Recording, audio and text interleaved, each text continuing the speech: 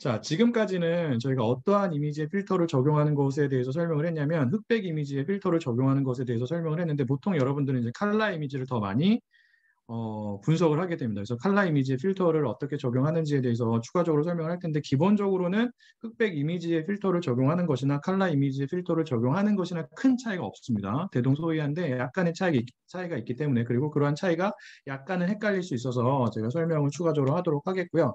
자, 그래서 설명을 하기 위해서 이러한 그 예제 이미지가 있다라고 가정을 할게요. 그래서 32 곱하기 32 곱하기 3에 해당하는 3차원 이미지가 있다라고 가정을 하고 여기에 특정한 크기 5 곱하기 5 곱하기 몇이 되어야 하는 거예요?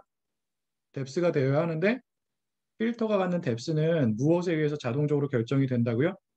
입력이 되는 이미지 데이터가 갖고 있는 뎁스에 의해서 자동적으로 결정이 되는 거예요. 지금은 원본 이미지에 필터를 적용하고 있기 때문에 그 원본 이미지가 칼라 이미지이기 때문에 여기 이제 뎁스가 3이 되는 겁니다. 그래서 여러분들이 적용을 하는 필터의 뎁스 또한 자동적으로 3이 되어야 하는 거죠. 맞을까요? 자, 그러면 룰로 넘어갈게요. 이러한 5 곱하기 5 곱하기 3의 필터를 32 곱하기 32 곱하기 3이라고 하는 칼라 이미지에 어디부터? 왼쪽 상단부터 이런 식으로 순차적으로 적용을 합니다.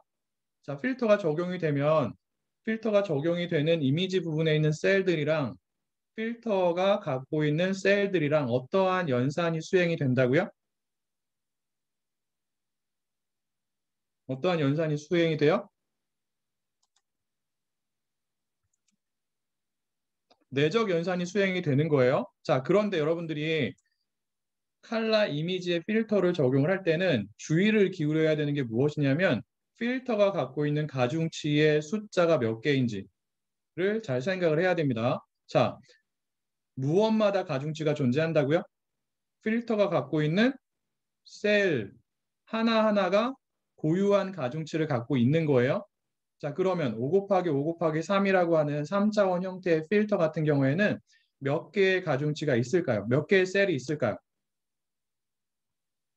75개가 있죠, 당연히. 5 곱하기 5 곱하기 3이기 때문에. 맞나요? 그리고 필터가 적용되는 이미지 부분에도 몇 개의 셀이 있는 거예요? 75개가 있는 거죠. 이쪽 부분을 보면은 이미지의 이 부분에 첫 번째로 필터가 적용이 되잖아요. 맞을까요? 이 부분? 그럼 거기에도 5 곱하기 5 곱하기 3에 해당하는 셀이 있는 거예요. 75개가 있다고요. 그래서 이미지가 갖고 있는 셀들이랑 필터가 갖고 있는 셀들이랑 어떠한 연산, 내적 연산이 수행이 돼가지고 하나의 숫자가 리턴이 되는 거죠. 그리고 거기에 무엇을 더한다고요? 필터마다 갖고 있는 하나의 편향을 더하는 거예요. 그래서 내적 값이 나오고 그리고 더하기 편향을 해가지고 첫 번째로 필터가 적용이 돼서 나오는 값을 G11이라고 할 수 있는 거고요. 흑백 이미지에서 우리가 사용했던 기호와 마찬가지로 여기에 어떠한 펑션을 적용을 한다고요? 활성화 함수를 적용을 해가지고 그게 최종적인 출력값이 됩니다. 그래서 첫 번째로 셀이 필터가 적용이 돼서 FG11이 출력이 되는 거고요. 그 다음에 옆으로 한 칸 이동하겠죠. 스트라이드가 1이라고 하는 경우에는. 맞아요. 그래서 거기에서 내적 연산을 하고 더하기 B를 해서 즉 편향을 해가지고 G 1, 2, 1, 2가 나오고 거기에 펑션을 적용을 해서 얘가 최종적으로 출력이 될 거예요. 맞나요? 자, 그러면 이렇게 쭉 옆으로 가게 되면 FG11이 나오고 또 FG12가 나오게 쭉 나오겠죠. 몇 가지. 그리고 밑으로 내려가면 거기에 해당하는 결과가 또 이렇게 나올 겁니다. 이렇게 나오겠죠. 이런 액티베이션 맵이 나올 거예요. 자, 칼라 이미지에 지금 5 곱하기 5 곱하기 3이라고 하는 3차원 형태의 필터를 적용하더라도 결과로 나오는 액티베이션 맵의 뎁스는 몇일까요?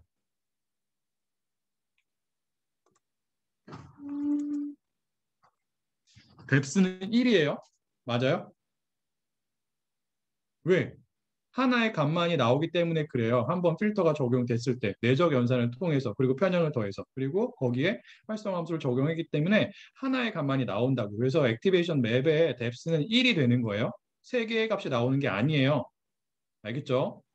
필터가 한번 적용이 됐을 때. 그래서 요거를 헷갈리면 안 돼요.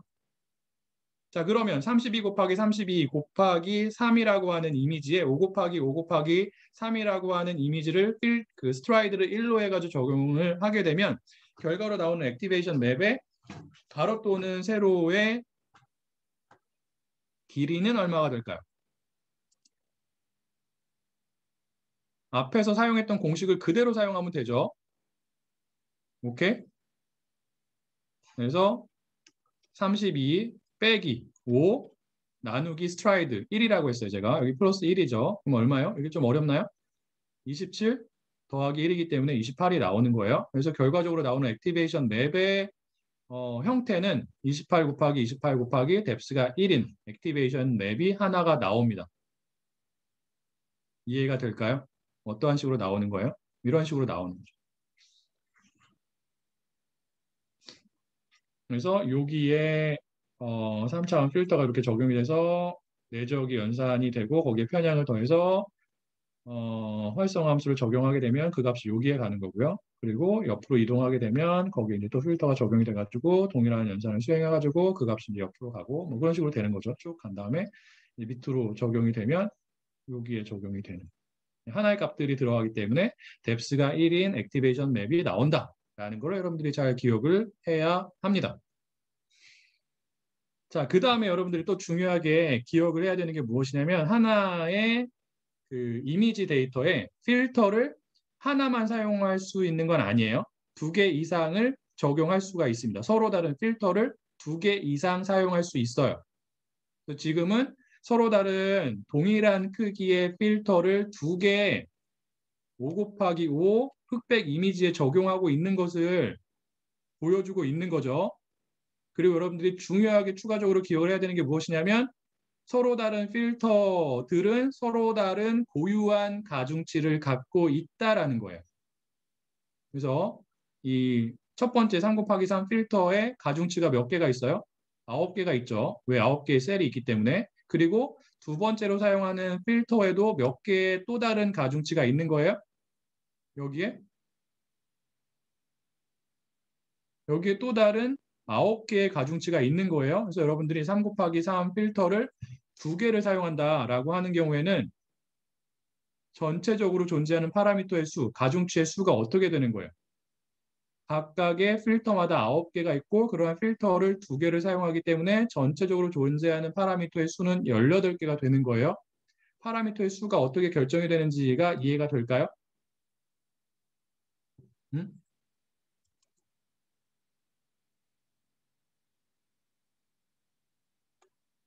그래서 정리를 하면 하나의 이미지 데이터에 대해서 우리가 서로 다른 필터를 여러 개를 사용할 수 있는데 서로 다른 필터들은 각자 고유한 가중치를 갖게 된다.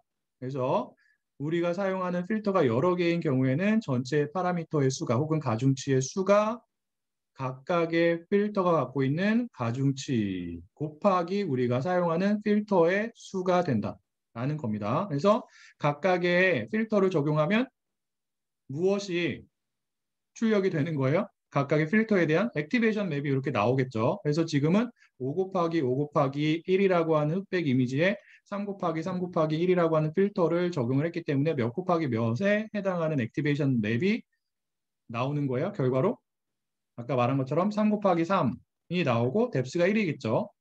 그리고 얘를 적용해서도 3 곱하기 3이 하나 나오고요. 그 다음에 얘를 적용해서도 또 다른 액티베이션 맵이 나오고 걔도 크기가 어떻게 돼요? 3 곱하기 3이 되고 뎁스가 1이 되는 거죠. 그래서 뎁스가 1인 액티베이션 맵이 2개가 나와요. 그래서 필터를 여러 번 적용하게 되면 우리가 적용한 필터 수에 해당하는 숫자만큼 액티베이션 맵이 생성이 되는 겁니다. 맞아요? 이해가 될까요? 네. 자, 우리가 그래서 K개의 필터를 이미지에 적용을 하게 되면 몇 개의 액티베이션 맵이 나온다고요? 뎁스가 1인 액티베이션 맵이 몇 개 나와요? 각각의 필터에 대한 액티베이션 맵이 하나씩 있는 거기 때문에 K개가 나오는 거예요. 맞을까요? 자, 그러면 어떠한 이미지에 특정한 크기의 필터를 이런 식으로 세 개를 적용을 했더니, 이건 필터가 아니에요. 세 개를 적용을 했더니 뎁스가 1인 그리고 가로와 세로의 길이가 28인 액티베이션 맵이 세 개가 나왔다라고 가정을 할게요. 세 개가 나오려면 서로 다른 필터를 세 개를 적용을 해야 되는 거죠. 그래서 얘네들을 보통 어떻게 하냐면 뎁스를 기준으로 해가지고 서로 이렇게 쌓습니다. 차곡차곡. 그래서 걔를 하나의 데이터로 사용을 해요. 그래서 지금은 뎁스가 1인 액티베이션 맵이 3개가 있기 때문에 걔를 뎁스를 기준으로 쌓게 되면 뎁스가 몇이 되는 거예요? 3개를 쌓았으니까 뎁스가 1인 액티베이션 맵을 3개를 쌓았기 때문에 뎁스가 3인 또 다른 데이터가 나온다고요. 가로와 세로의 길이는 달라지지 않겠죠. 그냥 뎁스를 기준으로 쌓은 거기 때문에. 그래서 얘를 최종적인 우리가 결과물로 간주를 합니다. 그리고 이러한 결과물 또한 하나의 액티베이션 맵이라고 부르게 되죠. 그래서 필터를 여러 개 적용했을 때 나오는 최종적인 그 결과물에 해당하는 액티베이션 맵이 갖는 뎁스는 무엇과 같게 된다? 무엇의 수와 같게 된다? 응? 우리가 적용한 필터의 수하고 같게 되는 거예요. 맞아요? 왜? 필터마다 뎁스가 1인 액티베이션 맵이 하나씩 나오는데 걔네들을 뎁스를 기준으로 차곡차곡 쌓아서 걔를 최종적인 결과물로 우리가 사용을 하기 때문에 그렇습니다. 그리고 그러한 최종적인 결과물도 하나의 액티베이션 맵이라고 간주를 하는 거죠. 여기까지 이해가 됐을까요?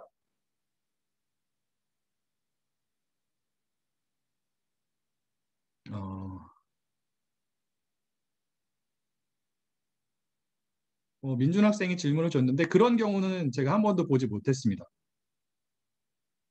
서로 다른 필터를 적용하더라도 같은 이미지에 적용이 되는 필터의 크기는 다 동일합니다.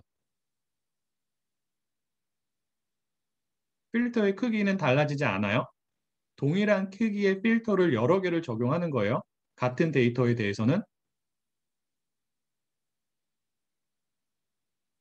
알겠죠? 민준 학생?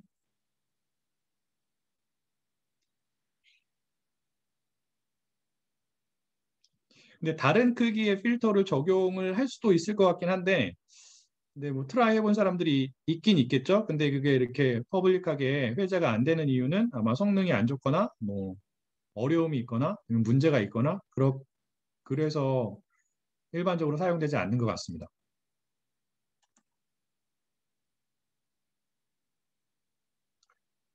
지금 미안한데 제가 잠깐만 로그아웃 했다가 바로 다시 로그인을 할게요. 지금 그 채팅창이 계속 화면 뒤로 숨어가지고 여러분들 답변을 제가 실시간으로 확인할 수가 없어가지고 인터랙션 하는데 조금 어려움이 있어서 잠깐 로그아웃 했다가 다시 들어오겠습니다. 여러분들은 나가면 안 돼요. 저만 나갈 거예요.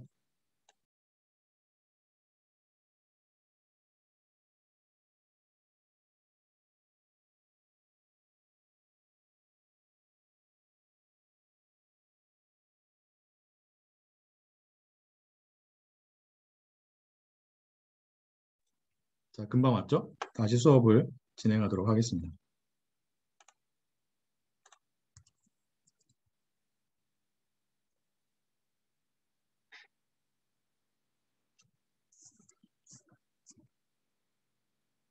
자, 그러면 우리가 앞에서 예제로 사용을 했던 32 곱하기 32 곱하기 3에 해당하는 칼라 이미지에 5 곱하기 5 곱하기 3이라고 하는 필터를 두 개를 적용한다라고 가정을 할게요. 그럼 1차적으로 여러분들에게 던지고자 하는 질문이 무엇이냐면 그러한 그 필터를 두 개 사용했을 때 존재하는 전체적인 파라미터의 수는 몇 개냐가 첫 번째 질문이에요. 몇 개죠?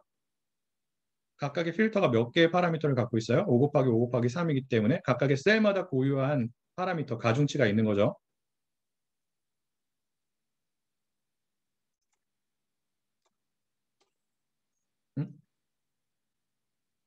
걔를 두 개를 썼다고요. 5 곱하기 5 곱하기 3에 해당하는 필터를 두 개를 사용했어요.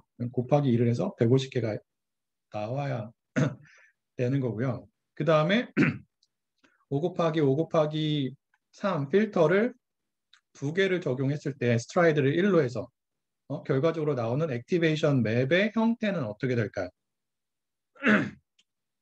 가로와 세로의 길이는 아까 사용한 공식을 사용하면 돼요. 그래서 n 빼기 f 나누기 스트라이드 더하기 1이죠. 그래서 32 빼기 5 나누기 1 더하기 1 해서 28이 나오고 뎁스는 필터의 수에 의해서 결정이 된다. 그래서 필터의 수가 2이기 때문에 뎁스가 2인 액티베이션 맵이 나옵니다. 그래서 28 곱하기 28 곱하기 2가 되겠죠. 이해가 될까요? 맞아요? 오케이. 자, 그다음에 액티베이션 맵이 나오면 걔를 또 다른 무엇으로 간주할 수 있다라고 제가 얘기를 했죠? 액티베이션 맵을 또 다른 무엇으로 간주할 수 있다? 이미지라고 간주할 수 있는 거예요. 그래서 거기에 또 다른 필터들을 여러 개를 적용할 수 있는 거죠. 맞아요. 그런 과정을 여러 번 반복하게 된다라고 얘기를 했습니다. 그러한 그러한 과정을 지금 이 그림이 보여주고 있고요. 그래서 원본 이미지 같은 경우에는 여기 나와 있는 것처럼 32 곱하기 32 곱하기 3에 해당하는 칼라 이미지가 되고 거기에 5 곱하기 5 곱하기 3 뎁스는 자동적으로 결정이 된다라고 했어요. 입력되는 이미지가 갖고 있는 혹은 입력되는 데이터가 갖고 있는 뎁스에 의해서 자동적으로 결정이 되고 여러분들이 필터의 가로와 세로의 크기만 결정을 한다. 그래서 5 곱하기 5 곱하기 3이라고 하는 필터를 적용을 합니다. 몇 개를 적용하고 있어요? 여기에 보면 몇 개예요?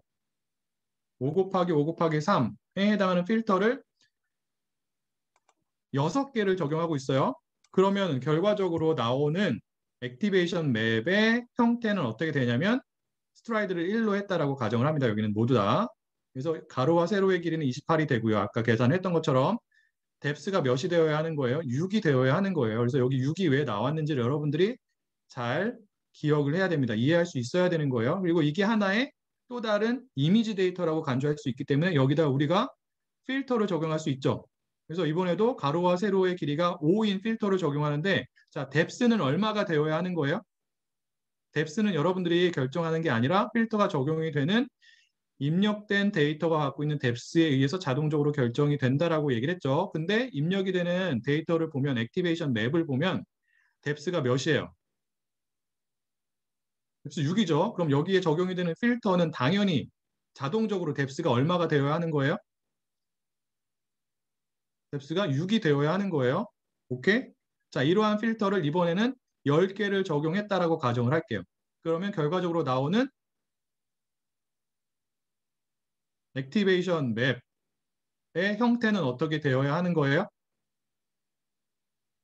가로와 세로의 길이는 앞에서 살펴봤던 공식을 이용해서 계산이 됩니다. 스트라이드는 1이라고 얘기를 했어요. 그래서 가로와 세로가 24로 나온 거고요.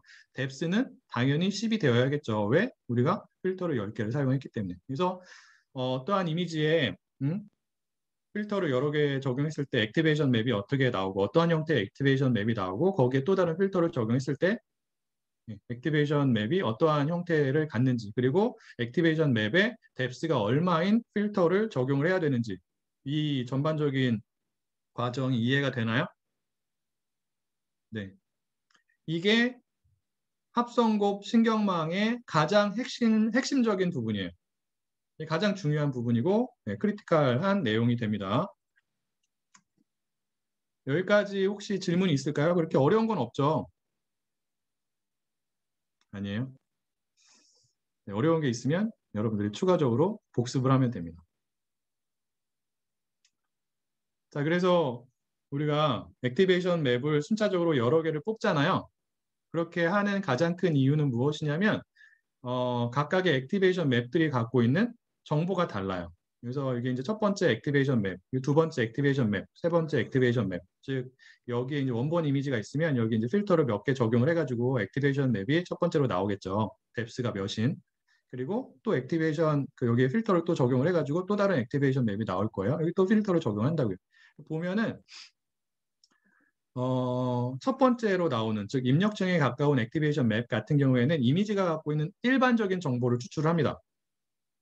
근데 이 뒤로 갈수록, 즉 출력층에 가까운 액티베이션 맵일수록 어떠한 정보를 포함을 하고 있냐면 여러분들이 풀고자 하는 문제를 맞히는데 중요한 정보를 담고 있어요. 그래서 보통 우리가 이미지 데이터에 대해서 CNN을 적용을 해가지고 어떠한 작업을 많이 하게 되냐면 분류의 작업을 많이 하게 됩니다. 즉 사진 안에 존재하는 오브젝트가 무엇일지를 예측하는 작업을 많이 하는데 이게 보면은 뒤로 갈수록 어떠한 정보가 많이 포함이 되어 있냐면 그 물체, 오브젝트의 윤곽 정보가 많이 포함이 되어 있어요. 왜냐하면 윤곽 정보가 훨씬 더 중요한 역할을 하기 때문에 그래요.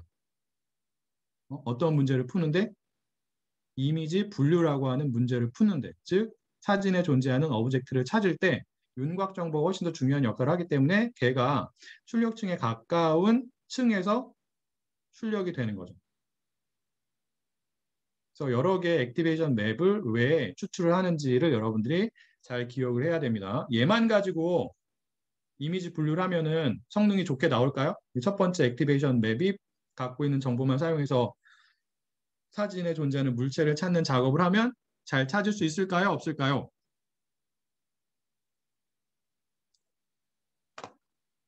잘 찾을 수 있어요? 없어요? 없죠. 응? 그래서 여러 개의 그 합성곡 레이어를 적용을 해서, 즉 합성곡 필터를 순차적으로 적용해서 여러 개의 액티베이션 맵을 뽑는 게 굉장히 중요하다라는 거예요. 그래서 층을 깊이 쌓는 게 신경망 알고리즘에서는 굉장히 중요합니다. 근데 무조건적으로 층을 쌓는 게 쉽진 않아요. 요즘에는 좀 쉬워지긴 했지만 몇 년 전만 하더라도 한 2015년이니까 2015년까지만 하더라도 그게 굉장히 어려웠어요. 그래서 그때 가장 중요한 문제가 어떻게 하면 하나의 층이라도 더 쌓을 수 있을까가 됐었습니다. 이제 그런 게 많이 해결이 됐죠. 지금은. 어쨌든 간에 이제 그런 것들을 잘 기억을 하고 있어야 되고요. 패딩은 설명을 했죠. 그 다음에 여러분들이 이제 추가적으로 알아야 되는 그 용어, 개념이 있는데 그게 무엇이냐면 풀링이에요. 풀링 같은 경우에는 액티베이션 맵에 어떠한 또 다른 필터를 적용을 하는데, 필터를 적용해서 액티베이션 맵이 갖고 있는 전체 정보 중에서 일부의 정보를 추출하는 것을 의미합니다. 말 그대로 풀링을 하는 거죠. 잡아 당기는 거예요. 정보를 추출을 하는 거예요. 그래서 풀링은 왜 사용을 하냐면 액티베이션 맵이 갖고 있는 정보 중에서 일부만을 추출을 해서 그 다음 층으로 넘기는 역할을 하는 거거든요. 정보의 양을 줄이는 효과가 있습니다. 즉 연산을 해야 되는 데이터의 양이 줄어드는 거죠. 그래서 그런 면에서는 스트라이드의 값을 증가시키는, 키우는 것과 동일한 효과가 있는 거예요. 그리고 연산을 해야 되는 데이터의 양을 줄이는 것을 우리가 보통 신경망에서는 다운 샘플링이라고 표현을 합니다. 샘플 사이즈를 줄이는 거죠. 그래서 풀링에는 여러 가지 방법이 있는데 가장 일반적으로 많이 사용이 되는 게 맥스 풀링이랑 에버리지 풀링이에요. 맥스 풀링 같은 경우에는 이미지 데이터에 더 많이 사용이 되고요. 에버리지 풀링은 그렇게 많이 사용되진 않습니다. 쓰는 경우도 있어요. 그래서 맥스 풀링은 그 풀링을 할 때 필터가 적용되는 부분에 있는 여러 개의 값들 중에서 맥시멈 값을 추출하는 풀링 방법이 되고요. 에버리지 풀링은 당연히 뭐겠어요? 필터가 적용되는 부분에 있는 정보들의 평균 값을 추출하는 방법이 됩니다. 얘네들은 맥시멈 값이나 평균 값을 추출을 하기 때문에 별도의 가중치가 없는 필터들을 사용하게 되는 거예요. 즉 필터들이 가중치를 갖고 있지 않습니다. 간단하게 연산을 해가지고 대소 비교를 해서 맥시멈 값을 찾을 수도 있고 아니면 그냥 평균을 계산을 해가지고 그 값을 출력할 수도 있기 때문에 추출할 수도 있기 때문에 풀링 필터는 별도의 가중치를, 즉 별도의 파라미터를 갖지 않는다라는 거고요. 그래서 맥스 풀링을 그림을 가지고 설명을 하게 되면 지금 액티베이션 맵의 크기가 4 곱하기 4라고 가정을 할게요. 거기에 2 곱하기 2에 해당하는 맥스 풀링을 위한 필터를 적용하고 있습니다. 그러면 필터가 가장 먼저 이 부분에 적용이 되겠죠. 2 곱하기 2예요. 그럼 거기에서 어떠한 값을 추출을 한다고요? 맥스 풀링 같은 경우에는 맥시멈 값 얼마예요? 1156 중에서 가장 큰 값이기 때문에 6이 이렇게 추출이 되고요. 그리고 자, 풀링 필터 같은 경우에는 스트라이드의 값이 기본값이 1이 아니에요. 기본값이 몇이 되냐면 필터의 크기와 동일하게 됩니다. 그래서 지금은 우리가 몇 곱하기 몇 필터를 사용하고 있어요. 2 곱하기 2 필터를 사용하고 있죠. 그 얘기는 무엇이냐면 기본적인 스트라이드의 값이 2라는 뜻이에요. 풀링에서 사용이 되는 필터 같은 경우에는 스트라이드의 값이 기본적으로 필터의 크기와 동일하게 된다라는 겁니다. 그래서 옆으로 2칸 이동을 하죠. 1칸, 2칸. 그래서 여기에 또 다른 맥스 풀링을 위한 필터가 적용이 돼서 거기에서 제일 큰 값인 8이 추출이 돼요. 그래서 밑으로 2칸 가고 여기선 3, 그리고 이 부분에선 4. 그래서 4 곱하기 4 액티베이션 맵에 2 곱하기 2 필터를 적용하는 경우에는 2 곱하기 2에 해당하는 액티베이션 맵이 출력이 되는 거죠. 그 다음에 에버리지 풀링은 어떠한 값을 추출을 한다고요?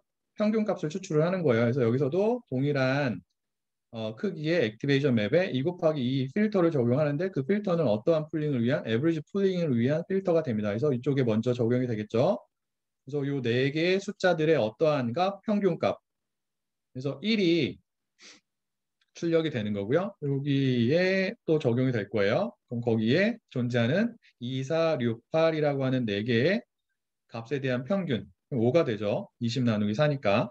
이런 식으로 평균값을 추출하게 됩니다. 자, 그런데 여러분들이 맥스 풀링을 했을 때 효과, 물론 둘 다 에버리지 풀링이나 맥스 풀링이나 다운 샘플링 효과가 있어요. 데이터의 양이 줄어드는 효과가 기본적으로 있다고요. 동일하게. 그런데 맥스 풀링의 효과가 다운 샘플링 말고 어떠한 효과가 있는지, 다르게 얘기하면 어떠한 색상 정보가 출력이 되는지, 추출이 되는지, 그리고 에버리지 풀링은 어떠한 색상 정보가 추출이 되는지를 잘 생각을 해야 돼요. 자, 액티베이션 맵도 하나의 이미지라고 생각할 수 있다라고 제가 얘기를 했죠.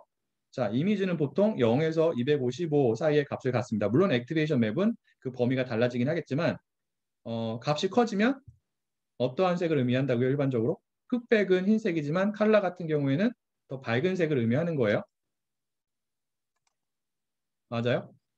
그리고 값이 작으면 작을수록 어두운 색을 의미하는 거죠. 그럼 맥스 풀링은 필터가 적용이 된 부분에 있는 여러 개의 색들 중에서 어떠한 색을 추출하는 거예요? 숫자가 가장 큰 값을 추출하기 때문에 가장 밝은 색을 추출을 한다고요. 알겠어요? 혹은 가장 강한 색을 추출한다고 여러분들 생각할 수 있습니다. 그리고 보통 이미지에서는 강한 색이나 밝은 색이 이미지의 특성을 더 잘 반영을 해요. 어두운 색들보다. 맞아요. 그래서 이미지의 특성 정보를 맥스 풀링을 하면은 데이터의 사이즈를 줄이면서도 잘 추출할 수 있다라는 것을 의미합니다. 그래서 맥스 풀링을 이미지에 많이 적용을 하는 거예요. 데이터의 연산량을 줄이면서 이미지가 갖고 있는 주요한 특성은 잘 추출할 수 있도록. 이해가 될까요? 자, 그럼 에버리지 풀링은 어떻게 되는 거예요? 필터가 적용이 된 여러 가지 셀들이 있을 거잖아요. 그 셀들의 평균값을 계산을 하는 거죠.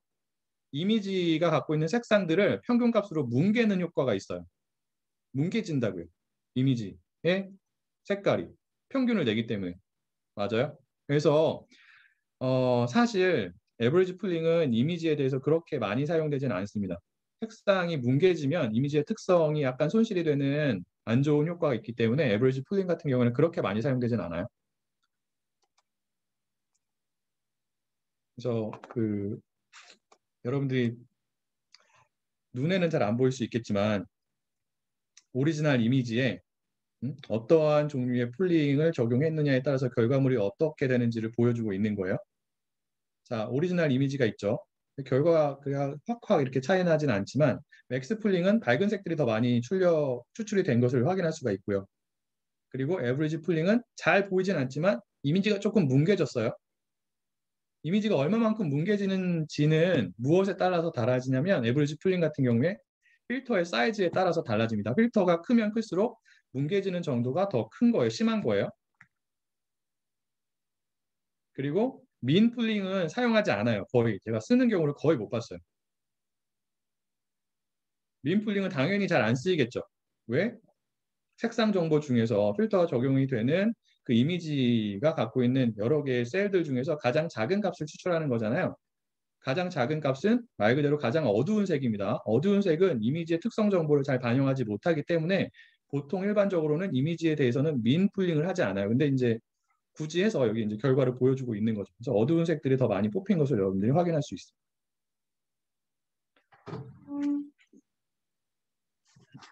자, 여기까지 혹시 질문이 있을까요?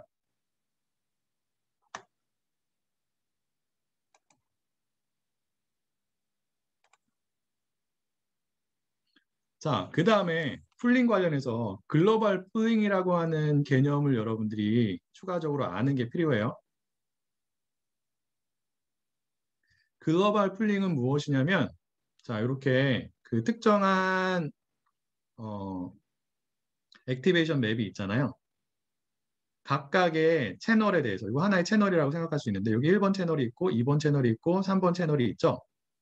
각각의 채널에 해당하는 뎁스가 1인 액티베이션 맵에서 하나의 값만을 추출하는 것을 우리가 글로벌 풀링이라고 합니다. 전체에서 하나만을 추출하기 때문에 글로벌이라고 하는 이름이 들어간 거예요. 알겠나요? 그래서 전체의 요 뎁스가 1인 액티베이션 맵에서 뎁스가 1인 요 하나의 채널 갖고 있는 액티베이션 맵에서 최대값을 뽑으면 걔는 글로벌 맥스 풀링이 되고요. 그 다음에 평균값을 뽑으면 글로벌 에버리지 풀링이 됩니다.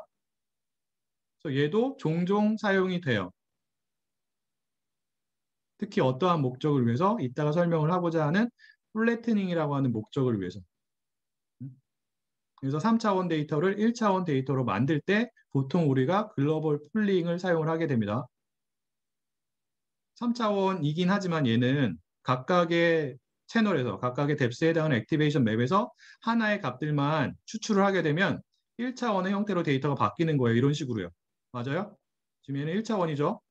보이나요? 네. 그래서 3차원 형태의 데이터를 1차원으로 변환을 시킬 때 이러한 작업을 우리가 CNN에서는 플래트닝이라고 부릅니다. 평탄화 작업이 되는 거죠.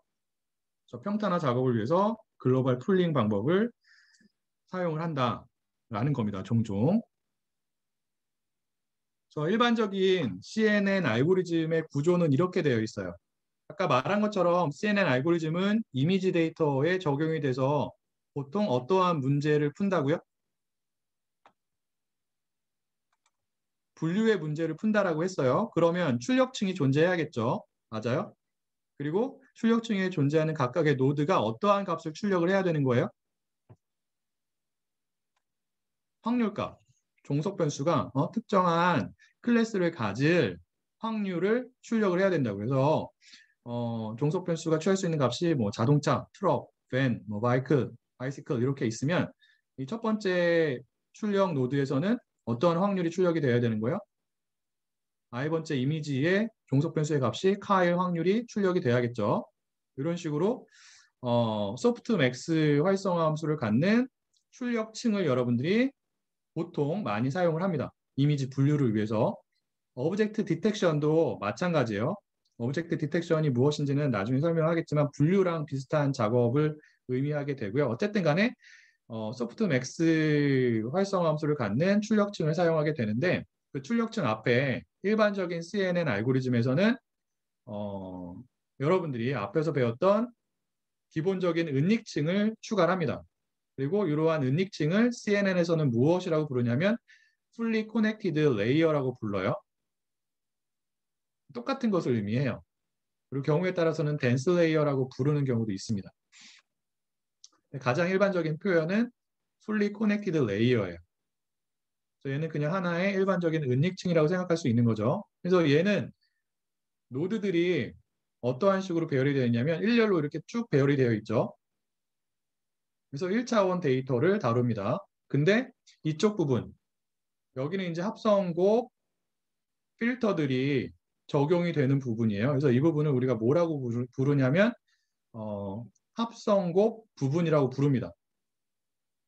그래서 이 부분이 앞에서 설명했던 그러한 과정에 대한 부분이 되는 거죠. 원본 이미지가 있으면 거기에 필터를 여러 개 적용을 해가지고 액티베이션 맵을 뽑고 거기에 또다시 필터를 여러 번 적용해서 또 다른 액티베이션 맵을 뽑고 그러한 과정을 여러 번 반복해가지고 쭉 어떠한 형태의 3차원 형태의 액티베이션 맵이 합성곱층의 결과물로 출력이 될 텐데 걔를 그대로 fully connected layer의 입력값으로 입력을 할 수가 있을까요? 없을까요? 3차원 형태의 액티베이션 맵이 이 부분을 통해서 결과값으로 출력이 되는 거예요. 근데 걔를 무엇의 입력값으로 전달을 해야 돼요? 출력층 전에 있는 fully connected layer의 입력값으로 입력을 해야 돼요. 입력을 할 수 있어요? 없어요? fully connected layer는 어떠한 형태예요? 1차원 형태라고요. 3차원 데이터를 입력을 받을 수가 없어요. 그럼 어떠한 형태로 바꿔야 돼요? 3차원 데이터를? 몇 차원으로 바꿔야 돼요? 1차원으로 바꿔야 돼요. 그러한 작업을 뭐라고 하냐면 우리가 플래트닝이라고 합니다. 평탄화 작업이라고 하는 거죠. 그래서 이 합성곱 부분에서 출력을 하는 값은 액티베이션 맵이 될 거잖아요. 그러한 액티베이션 맵은 3차원 형태의 액티베이션 맵이 됩니다. 그래서 3차원 형태의 데이터를 이 fully connected layer의 입력값으로 입력을 하기 위해서는 1차원 형태로 바꿔야 되는데 그러한 작업을 우리가 플래트닝이라고 한다라는 거죠. 형태만 바꿔주는 거예요. 요거는 이제 마지막 층에 존재하는 소프트맥스 펑션이 어떻게 적용이 되는지를 보여주고 있는 건데 요거는 여러분들이 보면 쉽게 이해할 수가 있고요. 그래서 플래트닝을 보면 이렇게 되는 거예요. 3차원 형태의 데이터가 있으면 얘네들을 쭉 일렬로 배열을 해가지고 1차원 형태로 만들어준다라는 거죠. 그리고 뎁스가 1인 첫 번째 요 뎁스가 1인 액티베이션 맵이 이렇게 일렬로 배열이 되고 그 다음 뎁스가 1인 또 다른 액티베이션 맵이 이렇게 배열이 되는데 각각의 그 뎁스가 1인 액티베이션 맵이 어떤 식으로 배열이 되는지를 보면은 아까 말한 것처럼 첫 번째 로우가 먼저 이렇게 일렬로 배열이 되고요. 그 다음 밑에 있는 로우가 그 다음에 추가가 되고 세 번째 로우가 그 다음에 추가가 되는 식으로 1차원 형태로 만들어진다라는 겁니다. 이해가 될까요? 그래서 fully connected 레이어를 추가하고 거기에 이제 소프트맥스 출력층을 최종적으로 추가를 해가지고 여러분들이 하나의 완벽한 CNN 모형을 구축할 수 있는 거고 그러한 모형을 이용해서 이미지 분류와 같은 작업을 할 수가 있는 거죠. 여기까지가 CNN 관련된 기본적으로 여러분들이 알아야 되는 이론적인 내용이 돼요.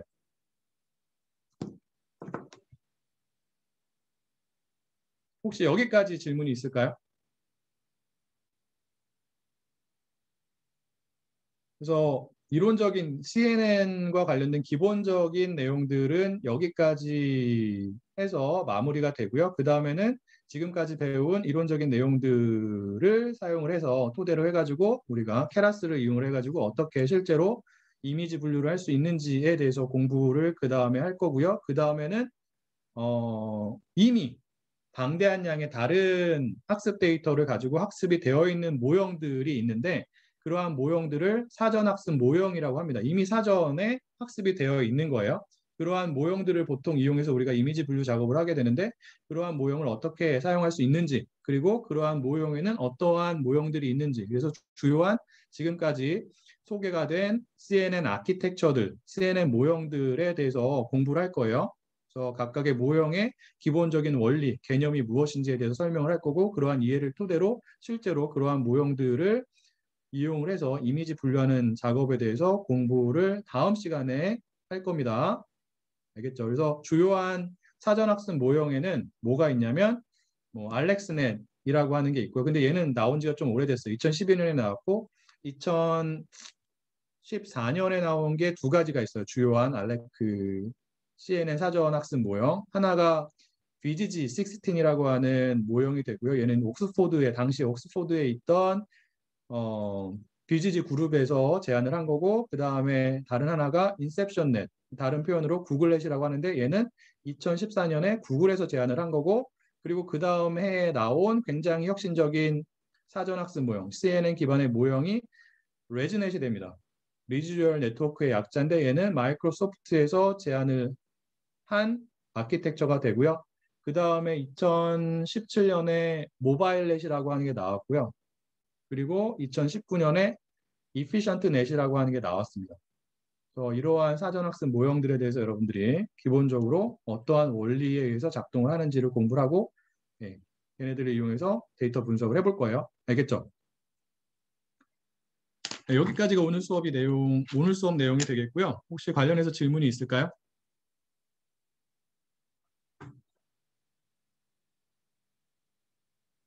그리고 뭐 한 가지만 더 예고를 하면 사전학습 모형을 이용해서 이미지 분류를 어떻게 하는지를 공부를 한 다음에 그 다음에는 저희가 오브젝트 디텍션에 대해서 배울 거예요. 그래서 그 이미지 분류 같은 경우에는 시간이 거의 다 되긴 했는데 이미지 분류는 이미지 사진 안에 오브젝트가 하나만 있는 경우에 그 오브젝트가 무엇인지 맞히는 작업을 우리가 보통 이미지 분류, 이미지 클래시피케이션이라고 하고요. 오브젝트 디텍션 태스크는 무엇을 의미하냐면 사진 안에 우리가 찾고자 하는 물체가 여러 개 있는 경우에 다른 종류의 물체가 여러 개 있는 경우에 각각의 물체가 사진의 어떠한 위치에 존재하고 그리고 그 물체가 무엇인지를 맞히는 것을 우리가 오브젝트 디텍션이라고 합니다. 그래서 그러한 내용에 대해서 공부를 하게 될 거고 그 다음에 순환신경망으로 넘어가서 순환신경망을 가지고 텍스트 데이터를 어떻게 분석할 수 있는지에 대해서 공부를 하고 그 다음에 뭐 LSTM이나 시퀀스 투 시퀀스 방법을 배우고 마지막으로 트랜스포머 배우고 시간이 나면 벌트까지 할 거예요. 네. 속도가 빠르긴 한데 크게 어려운 부분이 없기 때문에 좀 빨리 진행을 해도 괜찮을 거라고 생각이 들고 여러분들이 어려운 내용일지라도 잘 이해할 수 있을 거라고 생각을 합니다. 그렇죠. 잘 이해할 수 있죠.